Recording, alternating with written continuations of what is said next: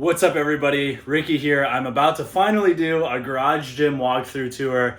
I've been meaning to do it for a while. I'm like 95% of the way done. I'm still waiting on a couple things, so I keep pushing it off, waiting until I have it all the way done.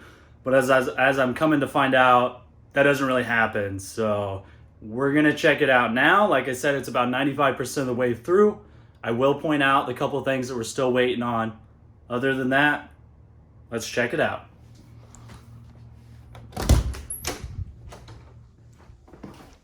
All right, so we'll start off with a quick overview, and then I'll go through piece by piece. So the first thing you see here, we've got the deadlift platform. Lauren and I built that, Andrew helped. It was pretty simple, to be honest. It's just like 2 sheets of 4x8, and then 4x4 in the middle. Nothing too groundbreaking there. A7 lift barbell sign. We got the mirror, TV, I think it's a 40-inch. It looks huge. It's only 40-inch. Sound bar. Flag nor fail, hustle flag. Over here, we've got a little bit of a sleeve and shoe collection started. The Stoic sleeves are the ones that I normally use. Strong knee sleeves. Right now, I just basically use those to cover up my shins when I deadlift. Chad left these in here, the old roommate. They're Rit Fit, also a pretty solid sleeve. Here we got the Nizrik elbow sleeves that Lauren got me for Christmas. The new Sabo deadlift shoes. I really like those. I'll do a review on those, as well as the Reebok Legacy lifters. That's what I squat in. Love those as well. Coming through here, we've got another flag nor fail flag up top. And then we have the Rogue belt and band hanger. Quite a few things on here right now. We have my Pioneer belt that I actually won and was able to customize. So it's white with the red and gray splatter paints. It's got a little saying on the inside, which is pretty cool. What else do we have here? We have almost lost my train of thought there. A weighted dip and pull-up belt there. A couple ankle attachments, some no-name leather belt that I actually got at an auction for $25 a few years ago. Bands are still out of stock, so that's one of the things that I'm waiting on. Right now we have 2 of the green monster bands. This is just a random band that we had. Stoic wrist sleeves here. We have the Mark Bell slingshot, as well as the collars that I use are the Rogue aluminum. I think they're just called the Rogue aluminum collars. I don't know if they have an actual model name or something, but this is the red and black splatter paint. Totally worth the extra $15 to get the red and black instead of just the aluminum. We'll throw this belt back here. Next up is the Titan Fitness, not a reverse hyper. It's like the H something. I don't know. They can't use the phrase reverse hyper, but I mean, let's be honest. That's kind of what it is. I use this quite a bit, mostly because I've had some back issues in the past, and I'm hoping that this is going to be able to remedy that to some degree. I don't usually use those 2 reds while I'm squatting, benching, or deadlifting, so I can just leave them on there. Thankfully, I have a little bit of a stockpile right now that I'm still trying to grow into, but those usually just stay on there. Next up, we have this spin bike that doesn't get used. I think it's Sunny Fitness or something like that. I don't really know much about spin bikes. They're not fun, and I don't use it. I wouldn't mind replacing it with an Echo bike or getting rid of it altogether and parking a motorcycle right there. But we'll see. Next up, the Titan Fitness high and low pull. This thing is awesome. It has the weight stack. Obviously, I went with that instead of plate loaded, so I wouldn't have to haul plates around, and honestly, it looks cooler, feels more premium, and it has a 300-pound stack, which for right now is significantly heavy, and you can put bands on it, just in case you want the contraction to be a little bit tighter. Back over here, we have another A7 banner. We have the wall control unit, which is where I keep most of the goodies that attach to the cable machine. I have 2 more little spots over there, 2 more pegboards that I can use. I just don't know where I want to put them yet. I liked this layout because it keeps everything nice and clean. No idea on the brand on any of these attachments, to be honest. I think they're just some cheap no-name brand. For some reason, Lauren likes the spring collars, so we keep those.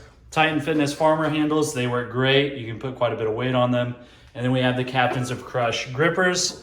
Right now I have the Guide Sport Trainer 1, 1.52, and 2.5. I haven't closed the 2.5 yet, but I was so close a couple days ago. So hopefully that's coming soon.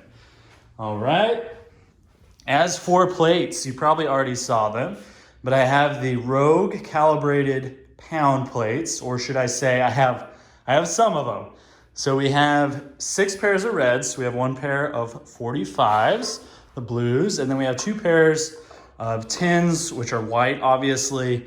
However, we are missing the 35, 25, 5, and 2.5. They just haven't been in stock yet, or I haven't been able to catch them while they are in stock.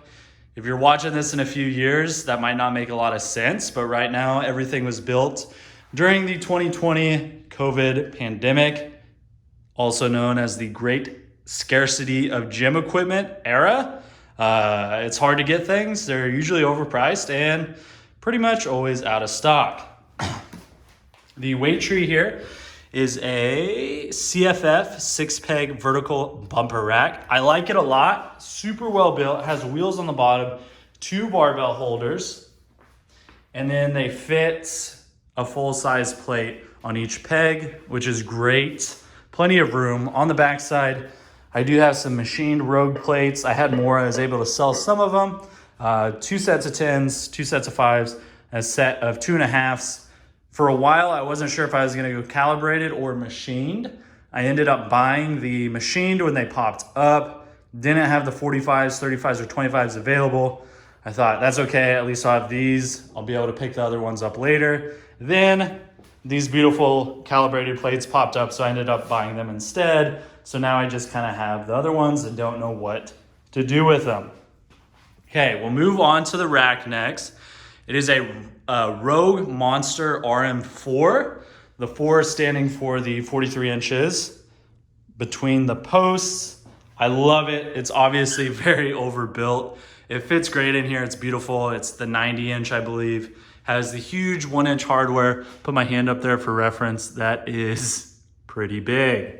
Got an Air King fan up there that's fairly new. Makes a huge difference. I don't have AC in here, so that makes it bearable. Couple more flags in the back. We have a foam roller and a squat pad that's mostly just used for glute bridges. The bench in here is the Rep Fitness FB 5000 with the wide pad. I love it. Bench press is my favorite, so I spend a lot of time on there. It's very enjoyable. Coming over here, we have the Rogue Matador that I kind of mounted on the wall there a little bit. We have some Titan parallel handles. We have power blocks that go up to 90 pounds. I am not a firefighter. That was just on there when I bought it. I haven't taken it off yet.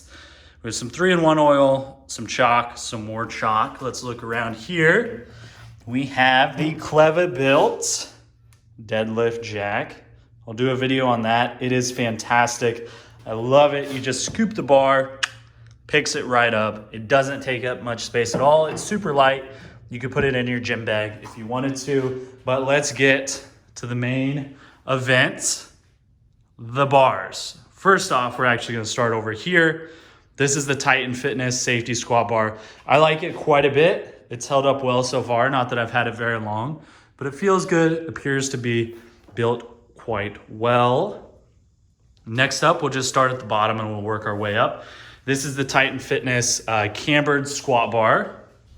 I'm starting to use that quite a bit more. Good mornings and things of that such. Next up, we have the Kabuki Cadillac bar. Freaking awesome. It did take a while to get it. It's about 6 weeks, but they were pretty true on that 6-week time frame. Next up is the ISF squat bar. Also a fantastic bar. Oh, I pre-ordered that one a while ago. It did take a while, but I knew that going in. 32 millimeter, 55-pound bar. Next up is the Texas Power Bars Texas Deadlift Bar. That took freaking forever to get here, but as you can imagine, it's fantastic. Second to the top is a Rogue Ohio Power Bar in bare steel, and above that is the same bar in a black Cerakote finish. Don't really know why I have two, but I'll do a video of comparing the differences between the two since I have them both. Behind that is the Good Days Only flag. And for the most part, that pretty much sums up the garage gym. I really enjoy it. Like I said, we still need to get the rest of the calibrated plates. I'll probably be grabbing a Mars bar soon, maybe a couple other bars. We'll see what we have room for. Kind of running out of space to store them. Yeah, this is the garage gym. I will be doing a lot more videos soon. We're gonna be doing reviews on the barbells, all the equipment that I have in here right now. They'll each get their individual video so you guys can see what I like, what I don't like, and we'll also have some training updates as we go. USPA Drug Tested Nationals are in about a month, depending on when you watch this, September 2020. So that's what I'm currently training for. And we'll go from there. If you like the gym, share it with your friends. Maybe inspire somebody that has a single garage gym or a single garage. Let them know it is possible to put a pretty badass gym in there. If you like the video, hit the like button and subscribe. There's more coming soon.